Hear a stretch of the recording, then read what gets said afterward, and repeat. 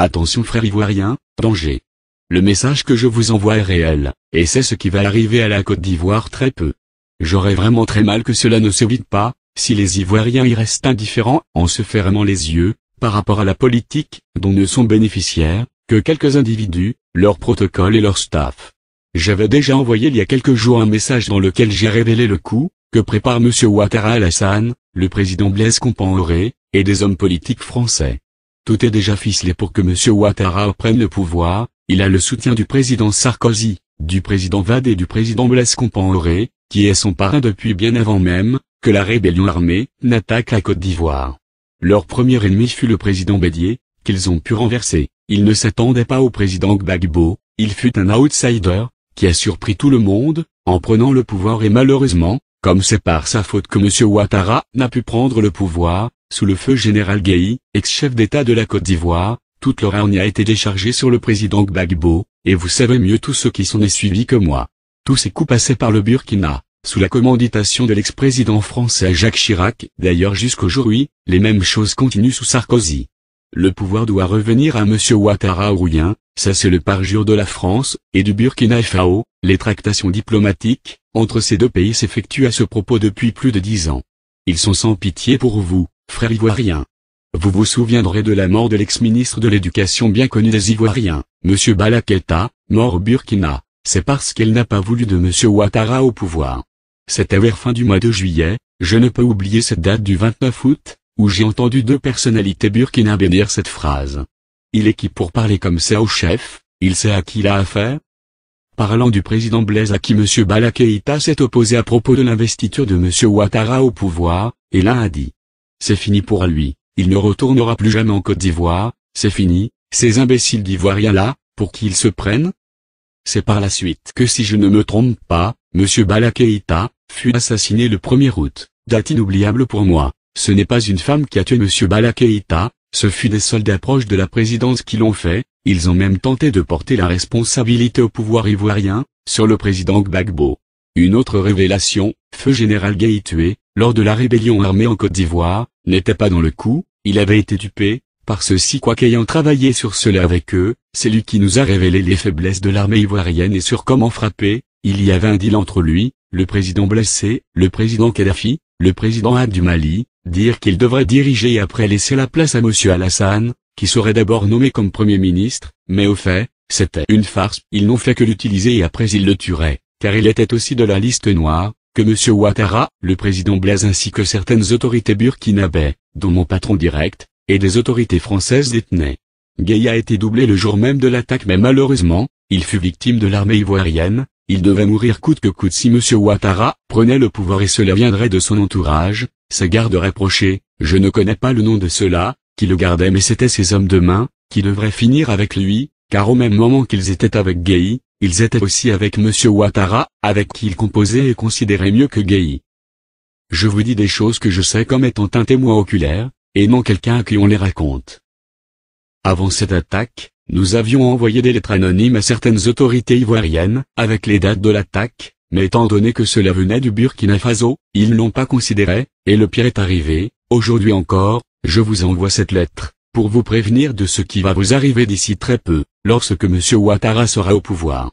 Ils ont préparé un grand coup, celui d'envoyer des mercenaires tuer des halogènes dans tout l'ouest de la Côte d'Ivoire, et ces halogènes seront, de toutes les nationalités étrangères en Côte d'Ivoire, mais pour la plupart des Burkinabés, et des baoulés planteurs, seuls Ivoiriens supposés être opposés aux gens de l'Ouest, c'est d'ailleurs la raison, qui me pousse à écrire car je suis de ces deux bords, et ce sont mes parents des deux côtés, qui vont en payer le tribut, ce sera une tuerie de masse dans des villages d'halogènes, et on fera croire par tout moyen, que ce sont les bêtes et autres peuples de l'Ouest, qui se vengent de la défaite de leur leader Gbagbo Laurent, selon les traces qu'ils feront de leur possible pour laisser. Ils feront tout pour pousser des leaders politiques baoulés à armer leurs autochtones et à se défendre, je veux dire attaquer aussi ceux de l'Ouest, ainsi le tour est joué.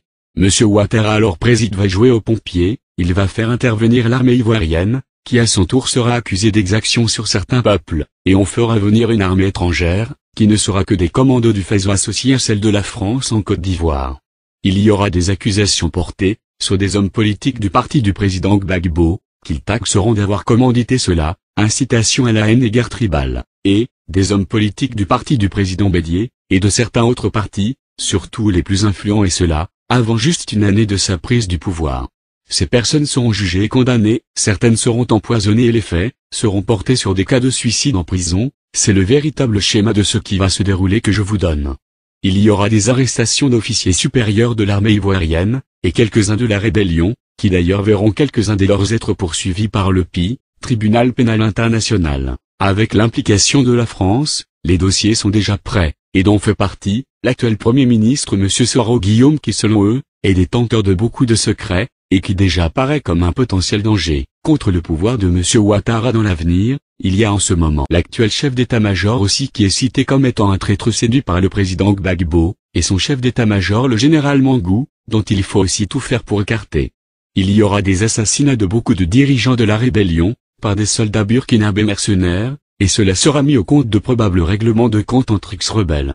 Sachez qu'il y aura beaucoup d'assassinats en Côte d'Ivoire, et beaucoup de confiscation de biens de personnalités, surtout les politiques, qui n'étaient pas du parti de M. Ouattara. Il a juré de les appauvrir et les détruire sur tous les plans.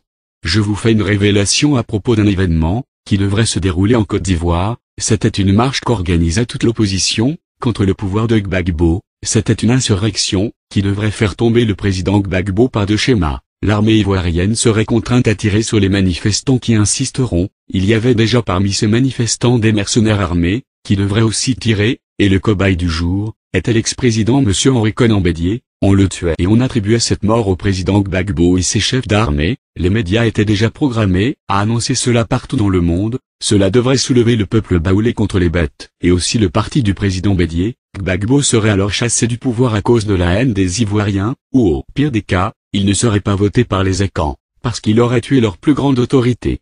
Cet électorat revenait de droit à M. Ouattara, qui automatiquement gagnait les élections, contre le président Gbagbo. Sachez très bien que Gbagbo, sans le savoir, a sauvé la vie à Konan Bédié, en le convainquant de ne pas faire sortir l'opposition pour une marche. Je vous informe aussi que si M. Ouattara prend le pouvoir, il changera la constitution ivoirienne, et ce serait un probable Burkinabé, qui gérerait le pouvoir après lui. C'est un pouvoir à vie comme celui de Blaise. Dans leur thèse, la Côte d'Ivoire n'appartient à personne et d'ailleurs, selon eux, le premier président serait un voltaïque, parlant du président Houphouët-Boigny, et que Bédié lui-même serait un Burkinabé, Gueye libérien, et Gbagbo aussi serait un autre libérien. Donc après un Burkinabé, ce serait au tour d'un autre étranger, peut-être malien, mais je déduis que ce serait un Burkinabé, puisque Ouattara a dit à mon patron, que c'est nous qui allons gérer ce pays, ça nous appartiendra, c'est qu'on verront. Je vous informe aussi que les produits ivoiriens, café, cacao, coton et autres, dans certaines régions de la Côte d'Ivoire, seront vendus via le Burkina. Les frontières entre le Burkina et la Côte d'Ivoire n'existeront même plus puisqu'il n'y aura plus de contrôle douanier, depuis les ports ivoiriens, jusqu'aux différentes frontières entre la Côte d'Ivoire et le Burkina Faso. Je vous prie de bien vouloir considérer ce message, c'est une révélation réelle que je vous fais. Si vous aimez vos parents et amis qui sont dans des plantations dans des zones ouest de la Côte d'Ivoire, avertissez-les. Dès que M. Ouattara prend le pouvoir, il va faire tuer beaucoup d'hommes, les halogènes, pour juste accuser des autochtones, et créer une très grande division dans ce beau pays, dans le but de se faire un nom, en jouant le rôle de pompier. Je vous supplie de faire circuler ce message. Je vous prie de bien vouloir considérer ce message, c'est une révélation réelle que je vous fais. Si vous aimez vos parents et amis qui sont dans des plantations dans des zones ouest de la Côte d'Ivoire, avertissez-les. Dès que M. Ouattara prend le pouvoir, il va faire tuer beaucoup d'hommes, les halogènes, pour juste accuser des autochtones, et créer une très grande division dans ce beau pays, dans le but de se faire un nom, en jouant le rôle de pompier. Je vous supplie de faire circuler ce message, aussi long que soit-il, et faites-le aussi passer dans certaines presses si possible. Je me nomme Dao, pour les Ivoiriens qui m'ont connu lorsque j'étais dans ce pays, cela n'est pas le nom que je porte au Burkina, je suis de l'armée burkinabé, et proche de quelques autorités. Considérez cela s'il vous plaît, n'attendez pas comme la première fois, que le malheur vous surprenne avant de vous lever, ce sera trop tard comme aujourd'hui.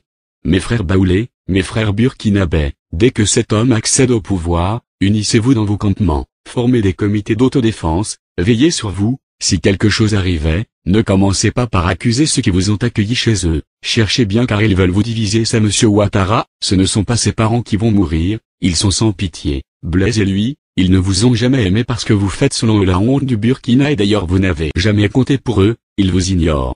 Frères ivoiriens, ouvrez vos yeux et repoussez ce mal de votre pays, qui est aussi mon pays. Que Dieu bénisse la Côte d'Ivoire.